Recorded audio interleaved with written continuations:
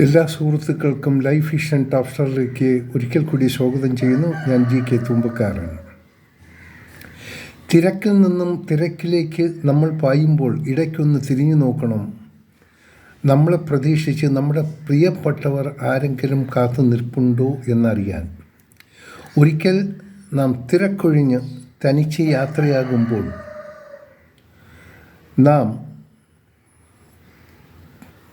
ഒന്ന് തിരിഞ്ഞു നോക്കണം.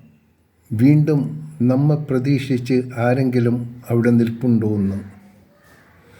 അന്ന് പ്രതീക്ഷിച്ച് നിന്നവർ ആരും തന്നെ അപ്പോൾ അവിടെ കാണില്ല. ഇതാണ് യഥാർത്ഥത്തിലുള്ള ജീവിത സത്യം.